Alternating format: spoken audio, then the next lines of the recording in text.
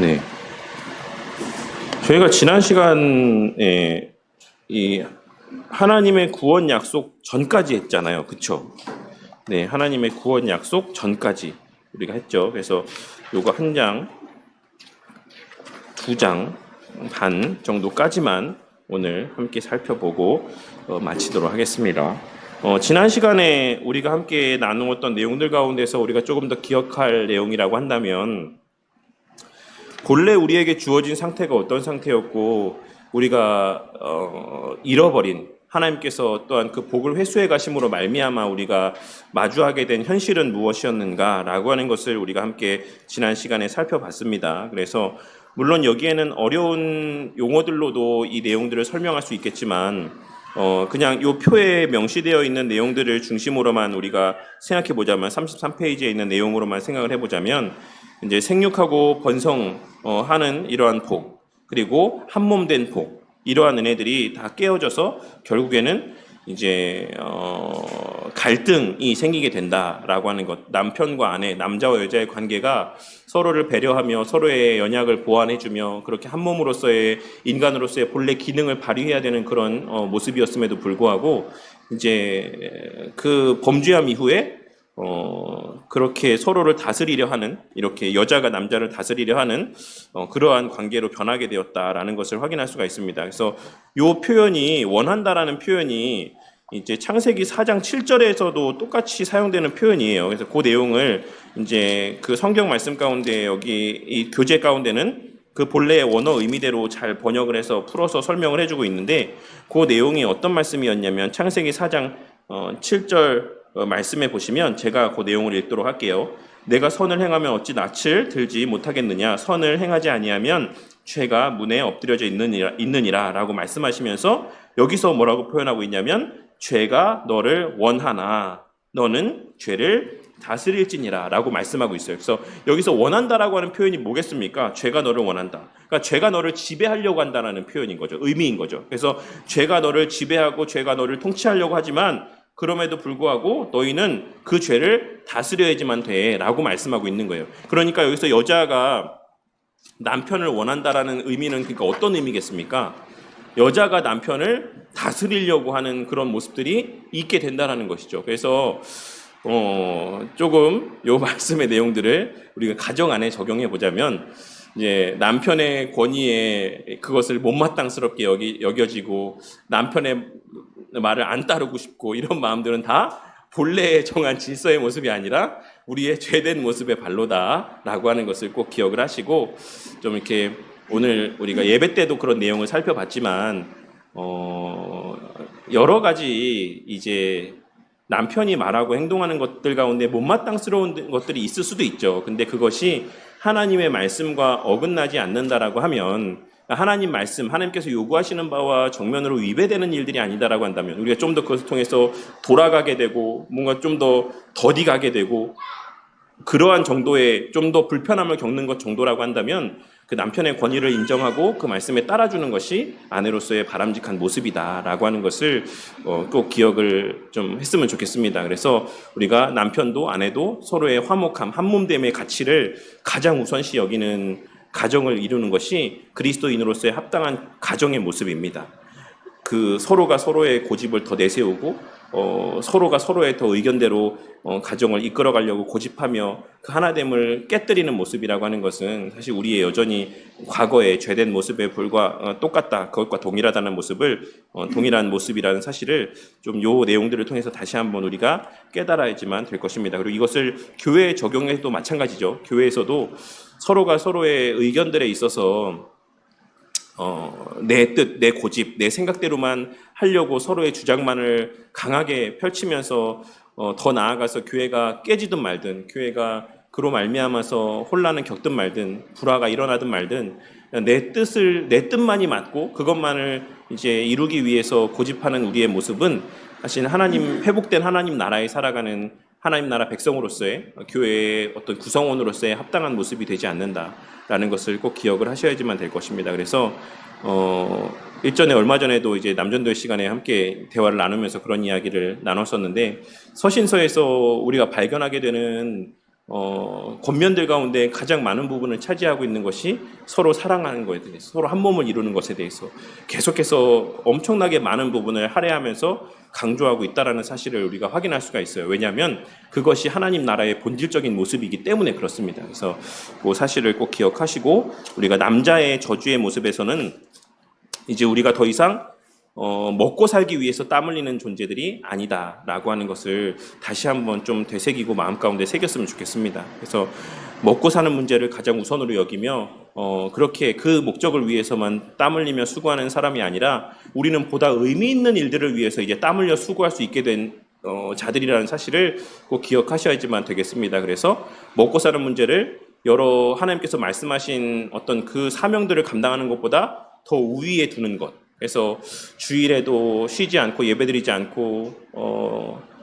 일을 하고 또 직장에서 해고될 것을 염려하면서 하나님 말씀에도 어긋나는 일들을 또 행하게 되고, 이런 모습은 사실 거듭난 자의 바람직한 삶의 모습이 아니다라고 하는 것을 기억을 하셨으면 좋겠습니다. 그래서 마지막으로 그 34페이지 똑같은 페이지인지 모르겠는데 그 마지막 은혜의 바로 앞부분에 그 마지막 단락에 보시면 밑에서 두 번째 단락에 중간에 이런 말이 있습니다.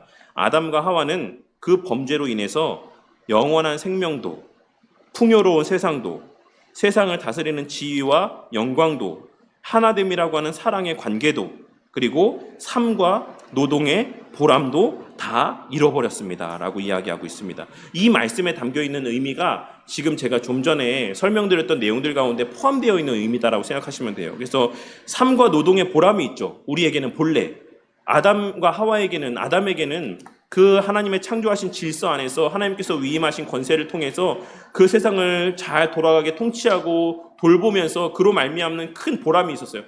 내가 막 오늘도 아침에 일어나서 내가 또 이걸 해야 돼. 내가 또 이 에덴 동산을 또 통치하고 다스려야 돼. 막 이런 마음 가운데 아침에 일어나는 것을 막 괴롭게 막 알람을 꺼가면서 막 이렇게 일어나는 게 아니라 기쁨과 감사함으로 보람 가운데 그 맡겨진 하나님의 그 통치 세계 안에서의 통치자로서의 역할을 감당할 수 있었다라는 것입니다.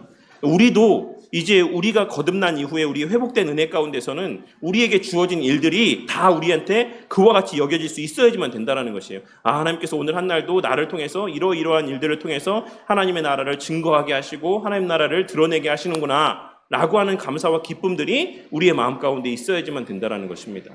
그냥 마지못해 오늘 또 일을 하러 가야 되는구나, 막 또 이렇게 한 날이 또 월요일이 왔구나, 막 이런 게 아니라 그런 보람이 있어야 된다. 왜냐하면 그것은 본래 우리 가운데 있었던 은혜였기 때문에 그렇다라고 할 수가 있습니다. 하지만 사실 쉽지 않죠. 누가 뭐 월요일 날에 그렇게 월요일 또 일하러 가게 됐네, 너무 기쁘다 이러면서 월요일을 맞이한 사람이 뭐 얼마나 있겠습니까? 하지만 우리가 그리스도 안에서의 회복된 은혜들을 우리가 또 상고하고 묵상하면서 그러한 감사와 기쁨이 가득한 삶을 살아갈 수 있기를 위해서 기도하고, 또 그러한 삶을 살아갈 수 있기 위해 또 열심을 내는 또 저와 우리 모두가 되어야지만 할 것이다라고 생각합니다. 그래서 무엇보다 참된 안식을 어떤 육적인 쉼이나 어떤 육적인 다른 것에서 찾으려 하는 것이 아니라 우리가 그리스도 안에서의 참된 안식과 또 기쁨과 은혜들을 누리고 만끽할 때 또 그 안에서 또 주어진 은혜들을 통해서 우리의 맡겨진 자리에서의 또 그 주어진 역할들을 기쁨으로 감사함으로 보람 있게 잘 감당할 수 있을 것이다라고 생각합니다.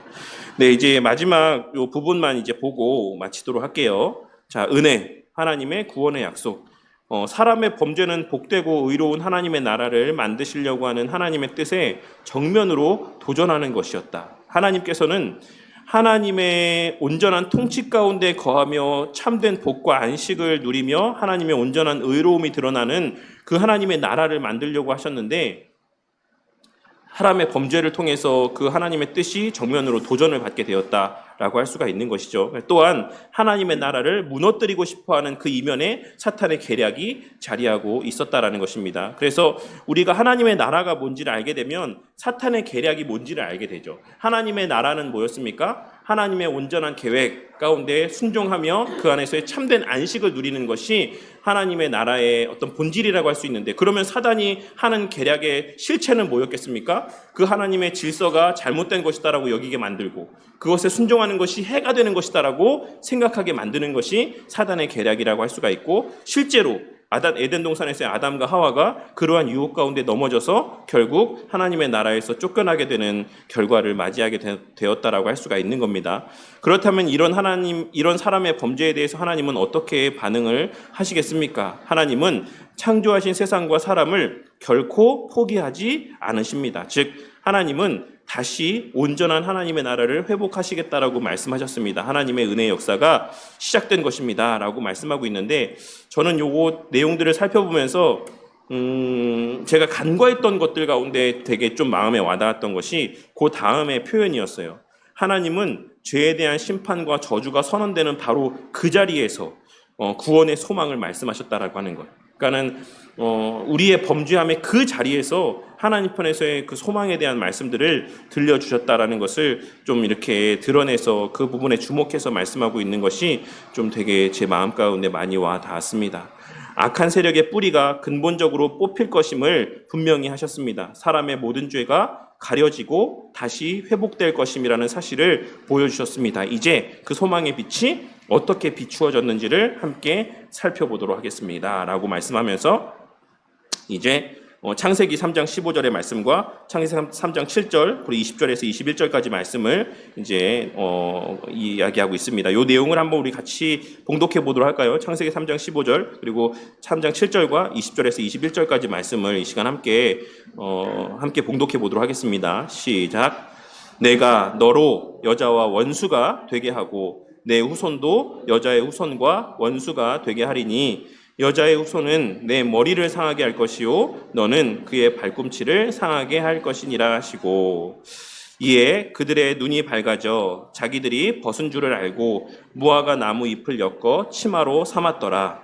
아담이 그의 아내의 이름을 하와라 불렀으니 그는 모든 산자의 어머니가 됨이더라. 여호와 하나님이 아담과 그의 아내를 위하여 가죽옷을 지어 입히시니라 라고 이제 하나님께서 말씀해 주셨습니다. 그래서 우리가 창세기 3장 15절에 기록된 말씀을 통해서 확인할 수 있는 것은 이제 그 이후에 그 모든 역사가 어떤 후손과 어떤 후손의 대립의 관계로 계속해서 이어지게 될 것인지에 대한 것을 우리가 유추해 볼 수 있게 해줍니다. 그래서 끊임없이 예수님께서 말씀하셨던 바와 같이 마귀에게 속한 자들과 하나님께 속한 자들의 이 이분법적인 사회 구조들이 이 창세기 때부터 계속해서 인간의 역사 가운데 끊임없이 계속해서 유지될 것이다라는 사실을 우리가 이 말씀의 내용을 통해서 또 확인할 수가 있어요. 그래서 이 사단의 후손 가운데, 사단에게 속한 자 가운데 대표적으로 언급되고 있는 사람이 누구입니까? 가인이 있죠. 가인이 있을 것이고, 그리고 또 이 그리스도께 속한, 하나님께 속한 백성들의 대표로 언급되고 있는 것이 창세기 말씀 가운데 누가 있습니까? 여러분, 아벨이라고 하는 사람이 있습니다. 결국 또 아벨이 죽고 나서 그에게 셋이라고 하는 자손을 주심을 통해서 하나님께서 끊임없이 인간의 역사 가운데는 이 두 부류의 사람들이 계속해서 대립한 관계 가운데 이 세상의 역사가 진행될 것이다라는 것을 말씀해주고 있습니다. 그래서 예전에 우리가 나눴던 새가족반 내용들 가운데서도 이제 존 스토트 목사님이 그런 말씀하셨다라고 그 내용 가운데 언급되어져 있는데, 뭐라고 말씀하셨냐면 우리에게 진짜 중요한 거는 우리가 지금 누구에게 속한 삶을 살아가고 있는가가 우리 삶에서의 진짜 중요한 문제다라고 하는 것을 존 스토트 목사님이 그의 저서에서 언급하고 있는 내용들을 우리가 확인한 적이 있었습니다. 그와 마찬가지로 하나님께서는 하나님의 백성의 그 그리스도께 속한 하나님의 그 백성들을 계속해서 그 역사들을 이어가시고, 반면에 그 반대편에서는 또 마귀에게 속한, 사단에게 속한 자들의 역사가 계속해서 이어져 가게 하신다라고 하는 것을 확인할 수가 있고, 또 그 둘 사이가 어떻게 된다? 원수의 관계가 된다라는 것을 말씀하여 주고 있습니다. 이전에는 이 또한도 사실 하나님의 은혜죠. 죄 가운데 반응하고 죄 가운데 끌리는 것이 우리에게 그 인간의 본성의 모습이었다라고 한다면, 하나님께서 그 이후에 이 창세기 15절의 말씀을 통해서 그 사단의 그 모든 미혹과 사단의 존재에 대해서 원수와 같은 적대감을 갖게 하실 것이다라고 하는 것 또한도 우리에게 주신 하나의 은혜다라고 할 수가 있습니다. 그래서 이 내용들을 조금 더 깊이 생각해 보면 창세기의 말씀에 보시면 예전에도 이거 여러 번 말씀드려서 성도님들도 다 기억하실 거라고 생각하는데, 이 아담의 후손과 하나님에게 속한 자들과 하나님께 속하지 않은 자들의 역사가 어디에서 일단 일단락됩니까? 창세기에서 노아 때에 일단락되죠. 근데 노아 때 일단락되기 이전에, 그래서 노아 이후에 있는 그 벌어지는 모든 그 묘사들이 뭐의 반복이라고 말씀드렸었습니까? 창세기 1장에서의 천지만물이 창조할 때 그 모습과 노아 이후에 홍수 이후의 사건이 반복되고 있다는 것을 제가 말씀드렸었죠. 그래서 그 전에 노아 때 이전에 그 인간의 역사가 일단락되는데, 그 일단락되는 과정 속에서 하나님께 속한 자와 그렇지 않은 자의 그 모습을 양분해서 극단적으로 드러내 보여주고 있는 두 인물이 있다라고 말씀을 드렸었어요. 한쪽 사람은 누구였죠? 가인의 후손 가운데 라멕이라는 사람이 있었다라고 말씀을 드렸고, 그 다음에 셋의 후손 가운데 에녹이라는 사람이 있었다라고 말씀을 드렸어요. 그래서 이 에녹이라는 사람은 이제 창세기 말씀을 한번 쭉 보시면 아시겠지만, 다른 그 어떤 사람들보다도 되게 유독 짧은 편에 그 사람에 대한 묘사가 기록되어 있는 것을 확인할 수가 있어요. 그런데 반대편에 있는 라멕이라고 하는 사람에 대해서는 정말 많은 분량을 할애해서 그 사람이 어떤 사람이었는가에 대해서 길게 설명하고 있는 내용들을 우리가 창세기 4장 5장에 있는 말씀을 통해서 확인할 수가 있습니다. 그것이 무엇을 의미합니까? 라멕이 어떤 사람이었다라고 말씀하고 있죠.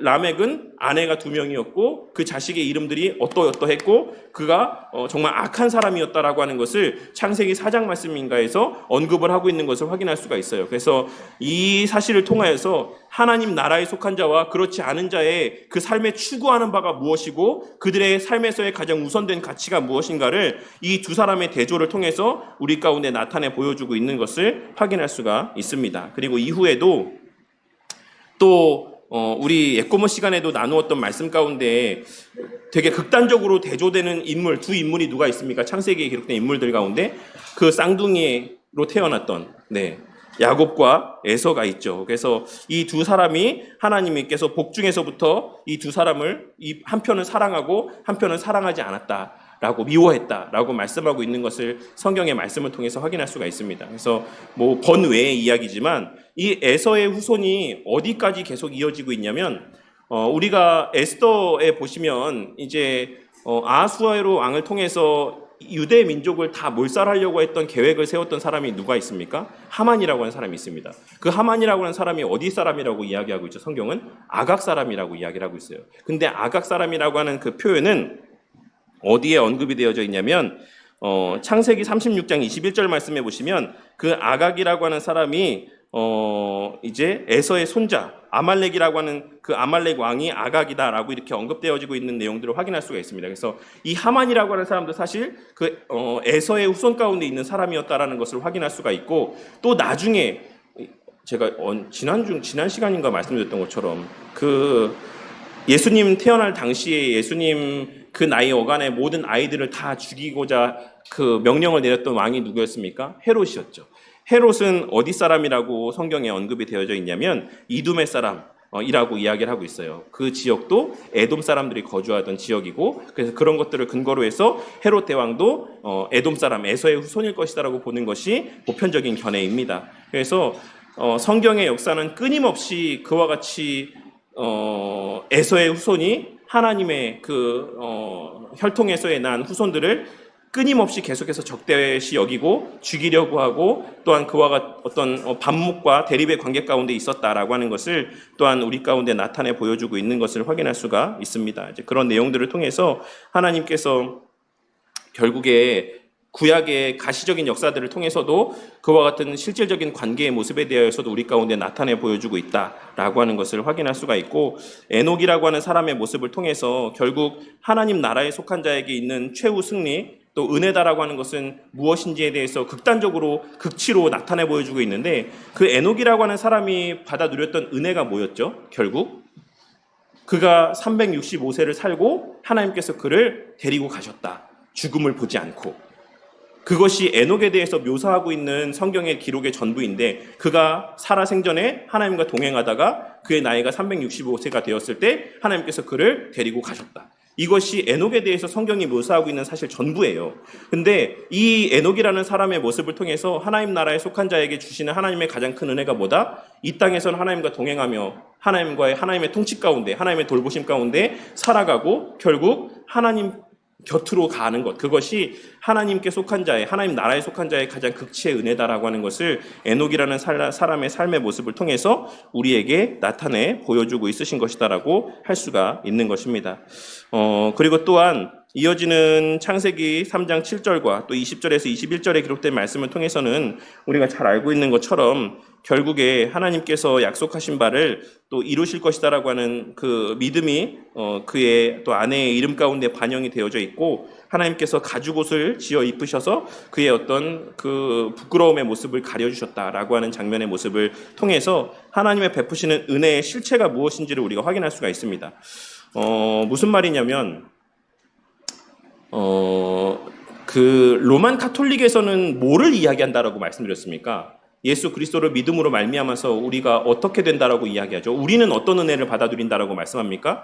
우리는 칭의의 은혜를 받아 누린다라고 이야기를 합니다. 그래서 의롭다고 여김 받는 거죠. 하나님 앞에. 우리의 그 실체 본질은 여전히 죄 가운데 있어요. 그러니까 오늘 말씀에서의 아담과 하와 또한도 그 내적인 본질, 그 어떤 육체적인 본질을 바꿔주신 것이 아니라 그 가죽옷을 통해서 그의 상태를 가리워 주셨다라고 말씀을 하고 있습니다. 그와 마찬가지로 우리의 칭의의 은혜라고 하는 것은 우리의 본질이 변하여지는 것이 아니라 우리의 죄된 모습이 그리스도로 말미암아 가리워지는 것이다라고 우리가 이 말씀의 내용을 통해서도 우리가 확인할 수가 있는 거예요. 그래서 우리의 내적인 본질은 그대로라고 우리는 생각하지만 그래서 우리는 거듭난 이후에도 그리스도의 은혜로 말미암아서 선하게 우리의 행하는 일들이 선하게 여김받을 수 있는 것이지 우리의 행하는 일 자체가 선하다라고는 생각하지 않죠.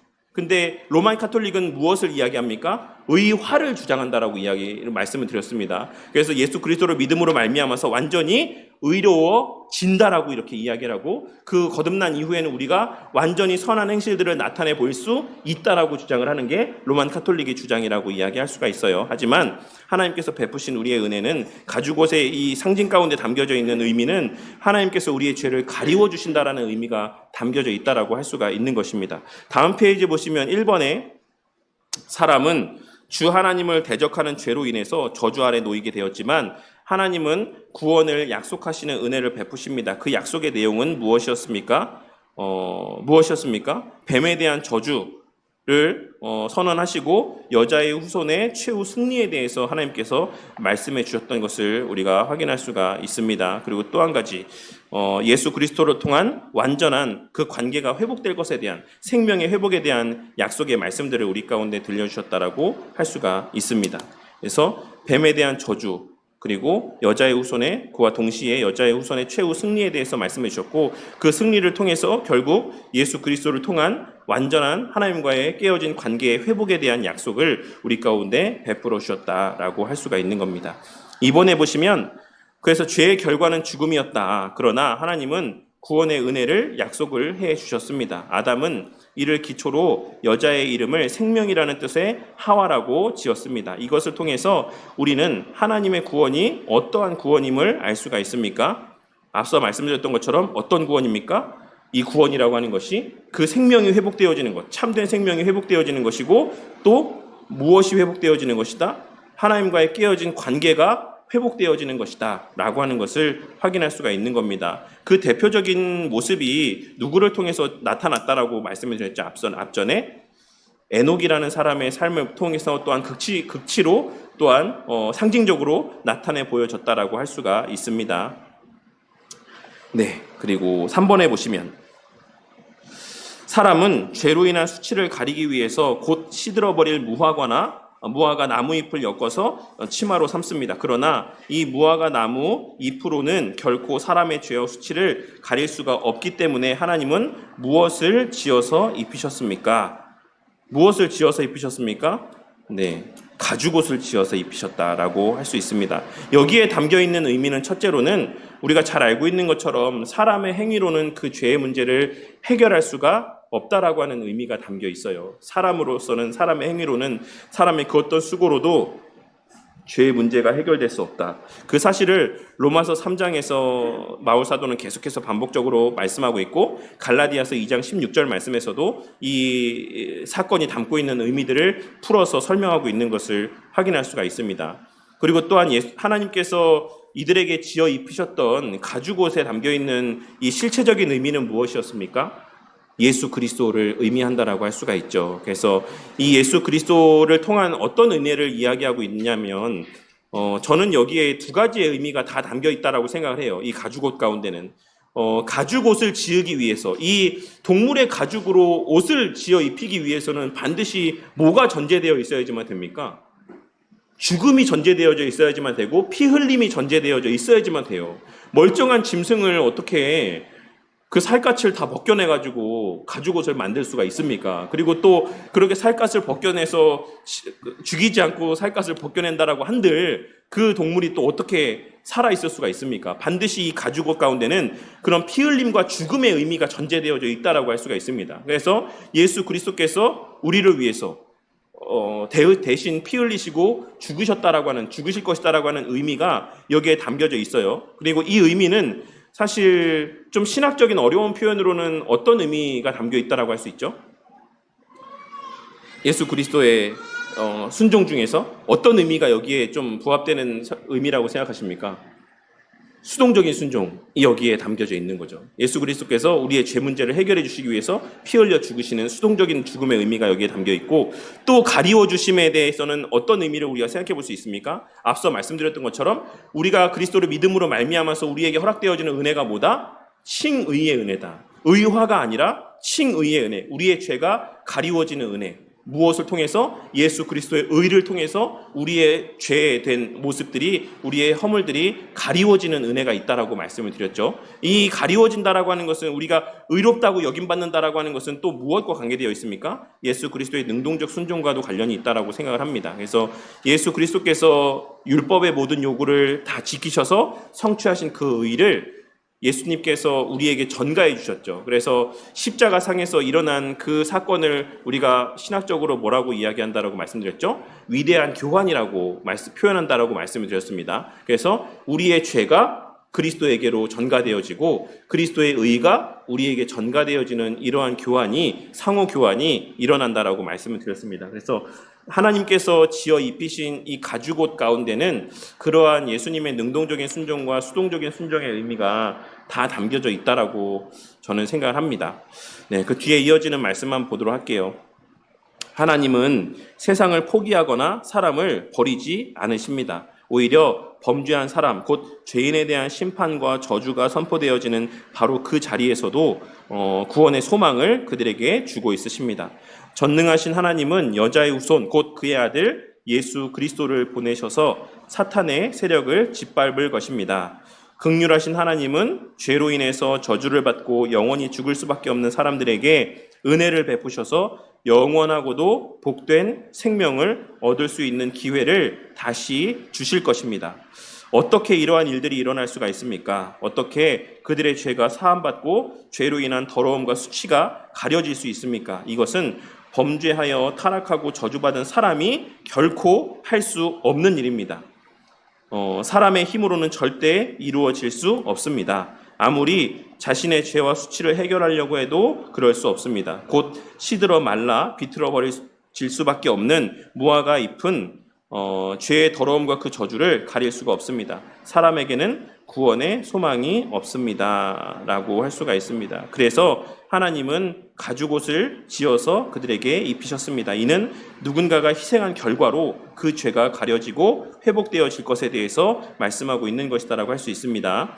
이것은 바로 하나님의 아들이신 예수 그리스도께서 이 땅에 오셔서 우리를 대신하여 십자가에 죽으심으로 가능한 일이었습니다. 그분이 우리를 대신하여 십자가에서의 우리의 죄를 사해 주십니다. 그분이 우리의 가죽옷이 되어 주십니다. 십자가의 은혜가 에덴 동산에서 이미 준비되고 있는 것입니다. 라고 할 수 있습니다. 그래서 제가 요 내용들을 좀 준비하면서 그런 생각을 했어요. 제가 최근에 어디서 봤는지 모르겠는데 예수님께서 나무에 달리셨다, 나무에 달려 죽으셨다라고 하는 의미에 대해서 그 내용을 제가 이렇게 보게 되었었는데 왜 예수님께서 나무에 달려 죽으셨을까요?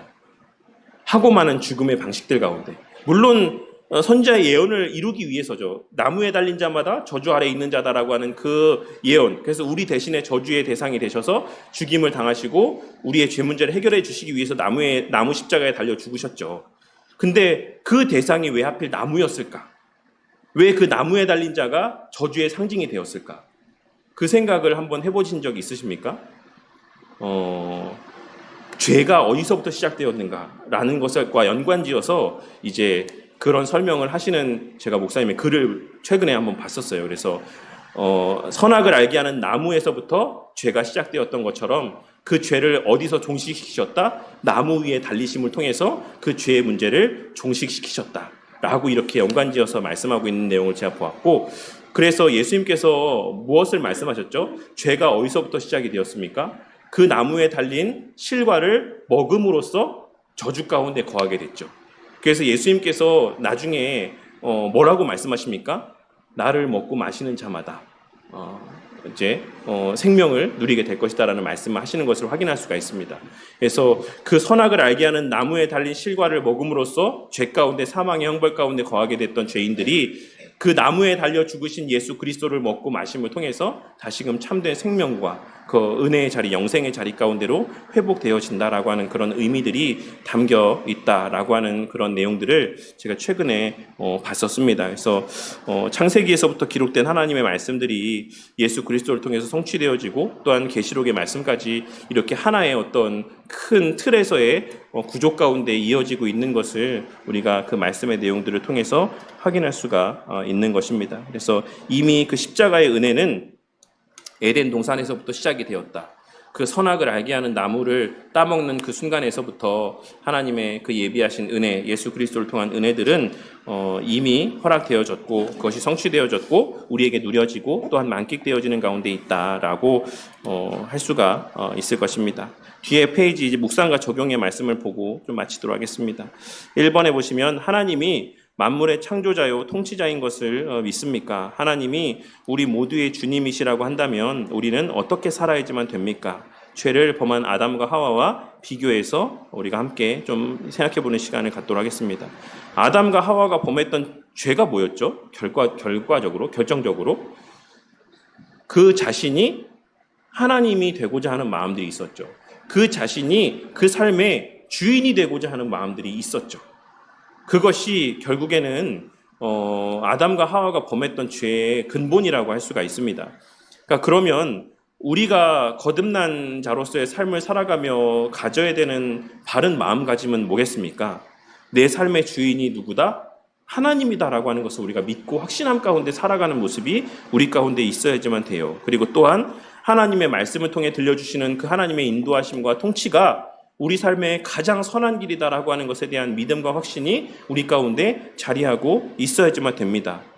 왜냐하면 참된 안식, 참된 평안은 오직 어디 안에서만 누릴 수 있는 것이기 때문에 그리스도 안에서만 누리고 만끽할 수 있는 것이기 때문에 그렇다라고 할 수가 있는 것입니다. 하지만 우리의 모습이 어떠합니까? 우리가 그렇게 하나님 말씀 가운데 하나도 어김이 없이 온전히 순종하며 살아가고 있습니까? 오늘 말씀에서 예레미야 선지자를 통해서 말씀하고 있으셨던 내용들과 같이 당시의 남유다 백성들과 같이 하나님의 약속의 주체였던 그 유다 백성들도 하나님의 말씀을 예언하는 예레미야를 가리켜서 거짓말하는 것이다. 네 말대로 따랐다가는 우리가 다 죽는다.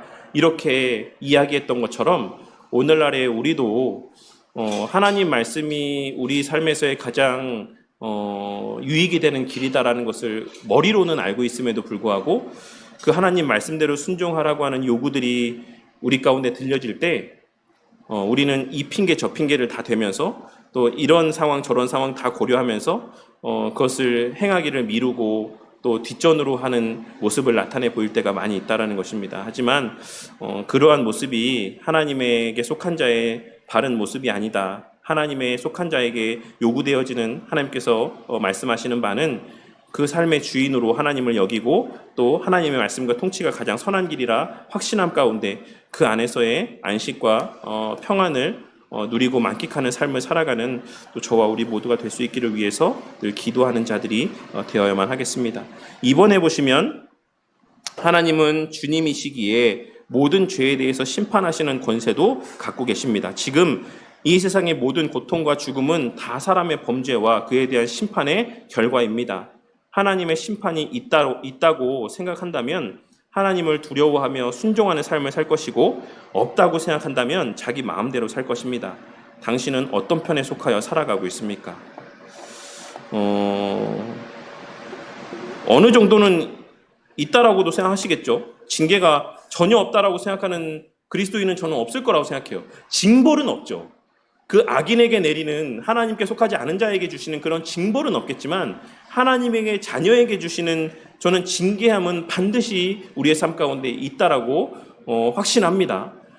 모든 것을 다 징계로 결부지어서 생각할 수는 없겠지만 분명히 그리스도인의 삶 가운데는 징계로서의 주시는 고난들이 있습니다.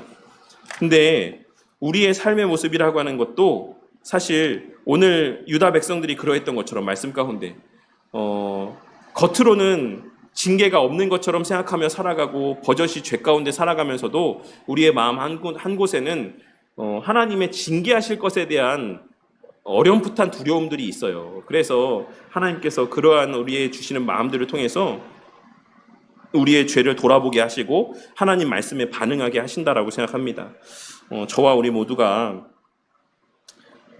이 하나님의 징계하심에 대해서 그냥 머리로만 생각하고 살아가는 자들이 되지 않았으면 좋겠습니다. 실제로 하나님께서 그 사랑하시는 자들을 그냥 죄 가운데 내버려 두지 않는다 라고 하는 것을 꼭 기억을 하고 죄와의 치열한 싸움, 그리스도께서 허락하신 또 은혜로 말미암아 죄에 또 부단히 맞서 싸우는 또 치열한 삶을 살아가는 저와 우리 모두가 되었으면 좋겠습니다.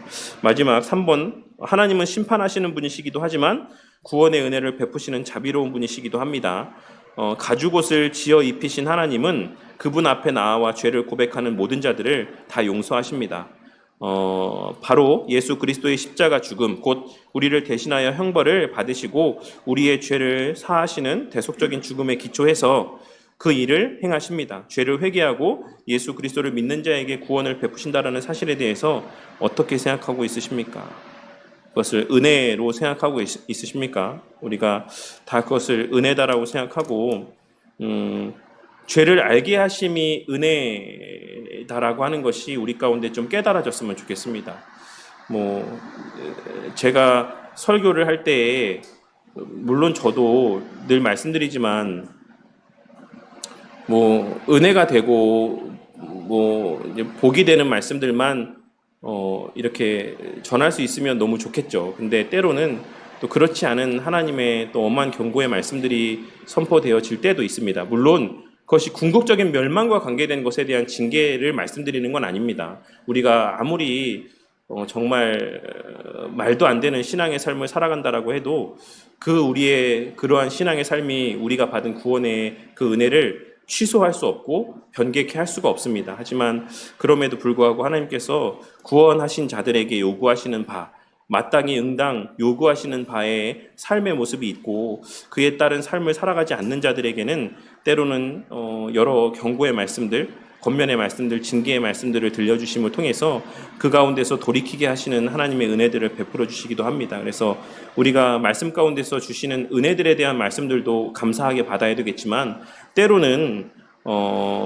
우리의 죄를 깨닫게 하시는 찔림이 되는 말씀들에 대하여서도 우리는 그것을 감사함으로 여기고 감사하게 또 받고 마음 가운데 새길 수 있는 저와 우리 모두가 되어야지만 할 것이고 그리고 그 죄를 고백하게 하시는 것이 은혜다라고 하는 것을 또 깨닫게 되는 저와 우리 모두가 되어야지만 하겠습니다. 그리고 무엇보다 이게 사실 오늘 그 새가족반 함께 나눴던 내용들 가운데 이 내용들이 계속해서 반복되어지고 있는 것 같은데 이정규 목사님은 그 새가족반에서 뭐라고 말씀하셨었냐면 죄를 고백하는 모든 자들을 용서하십니다라고 번역이 되어 있잖아요. 여기 표현이 되어 있잖아요. 근데 이정규 목사님은 이거를 좀 더 약간 다르게 표현하면서 용서하지 않으실 수 없다라고 이렇게 표현하고 있어요. 왜냐하면 그것이 하나님께서 말씀하신 바이고 하나님의 정하신 바이기 때문에 우리가 하나님 앞에 죄를 회개하며 나아갈 때 하나님께서는 그 죄를 용서하지 않을 수 없다. 그것이 얼마나 큰 은혜냐. 우리가 회개할 때 그 모든 죄는 물론 하나님께서 그렇다라고 해서 나는 용서하고 싶지 않은데 어쩔 수 없이 마지못해 내가 용서해야 되는구나 이렇게 하면서 용서하신다라는 걸 말씀드리는 게 아니에요. 물론 기꺼이 용서하시지만 그러지 않으실 수도 없다라는 것을 좀 부각시켜서 이정규 목사님은 말씀하고 있다라고 할 수가 있는 거죠. 그만큼 우리에게 베푸신 그 회개 때 하나님의 용서하심의 은혜다라고 하는 것은 그리스도를 통해 보증되고 확증된 은혜다라고 하는 것을 꼭 기억하시고, 그 은혜를 그냥 어디 마음속에 고이 간직만 하고 있는 그러한 저와 우리 모두가 아니라, 그 베푸시는 은혜를 우리 그 삶의 자리에서 좀 매일같이 좀 누리고 만끽하는 삶을 사는 저와 우리 모두가 되었으면 좋겠습니다. 뭐 저와 달리 우리 성도님들이 나는 하루 동안 하루 종일 일주일 내내 살아도 나는 그 어떤 죄도 범하지 않아 라고 하면 뭐 어쩔 수 없지만, 그 삶 가운데 조금이라도 좀 하나님 앞에서의 부족하고 연약한 모습들이 있다라고 한다면 늘 그 즉시 또 회개하며 하나님께서 용서해 주시는 그 은혜들을 매일같이 누리고 만끽하는 저와 우리 모두가 되었으면 좋겠습니다.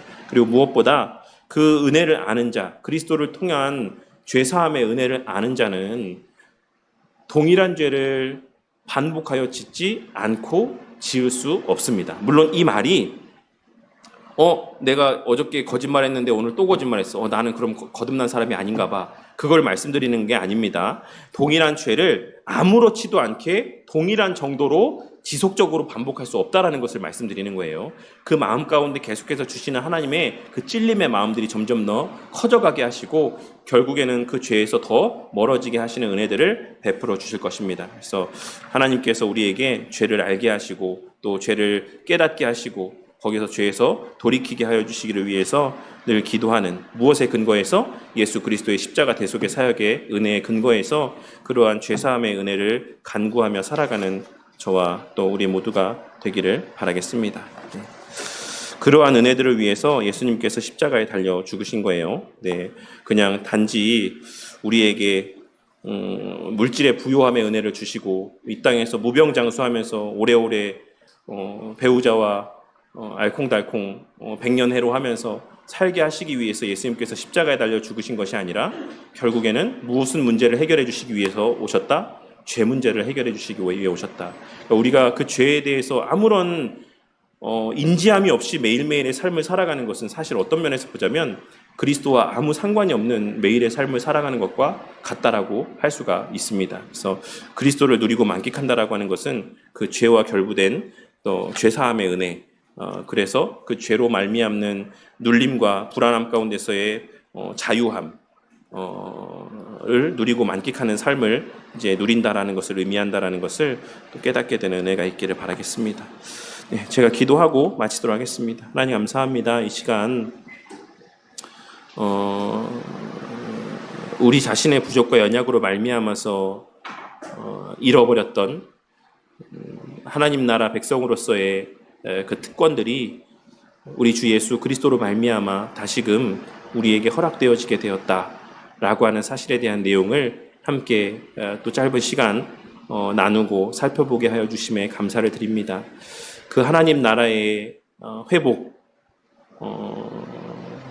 하나님 나라 백성으로서의 그 본질의 회복이라고 하는 것이 우리 삶에서의 어떠한 모습으로 나타나게 되어 있는가라고 하는 것을 이 시간 함께 살펴보았사오니, 주님, 예수 그리스도로 말미암아 해결된 그 죄의 문제들이 우리 가운데 늘 인지되어지게 하여 주셔서 우리의 삶의 여정 가운데 언제나 그럼에도 불구하고 여전히 죄 가운데 허덕이며 살아가는 우리 자신의 모습이 인지되어지게 하여 주시고, 그 인지되어지게 하여 주심의 은혜 가운데에 또한 입술로 그 죄를 고백하며 회개하는 또 은혜를, 또 특권을 누리고 만끽하는 자들 되게 하여 주셔서 날이 갈수록 우리의 삶이 죄에서 멀어지며 그리스도의 그 통치하심에, 하나님의 그 말씀의 권위 아래에 또 순종하고 복종하며 살아가는 삶으로 변화되어져가는 저와 우리 모두의 삶이 될 수 있도록 은혜 베풀어 주시옵소서. 오늘날 많은 사람들이 그리스도로 말미암는 은혜, 예수 그리스도의 그 가치를 이 땅에서의 무엇인가를 누리고 만끽하는 것으로 대체하려고 하는 모습을 보게 될 때가 있습니다. 하지만 예수 그리스도의 진정한 그 가치는 우리의 그 범죄함의 문제가 해결되었다는 데 있다라는 사실을 기억하고 그 은혜를 아는 자들로서 늘 죄에 대하여 하나님의 그 은혜에 기반하여 계속하여 싸우기 위해 열심을 내는 삶을 살아가는 자들 되게 하시고, 그러한 우리의 삶 가운데에 더하여 주시는 하나님의 은혜로 말미암아 우리가 더욱더 죄와 멀어져 가며 의에 대해서 또 살게 되는 은혜가 있게 하여 주시고 우리의 말과 행위들이 그 하나님 나라에 속한 자로서의 합당한 말과 또 행실들로 세상 가운데 증거되어질 수 있도록 자비와 긍휼을 베풀어 주시옵소서. 이후에 계속해서 살펴볼 말씀의 내용들을 통해서 또 하나님 나라의 또 회복의 은혜들을 주시는 그 내용들이 우리 가운데 더욱더 분명하게 깨달아져 가게 하여 주시고 그리하여 해서 이 땅에서의 또 주님께서 그 하나님 나라의 또 현실로서 허락하신 이 교회 공동체 안에서의 우리의 삶이 세상 가운데 더욱더 그리스도의 향기를 풍겨내며 또 하나님의 나라로서의 그 가치를 온전히 증거하는 우리 바른교회 공동체의 삶의 모습이 되어갈 수 있도록 은혜 베풀어 주시옵소서. 모든 것 감사드리며 우리 주 예수 그리스도 이름으로 기도드렸습니다. 아멘.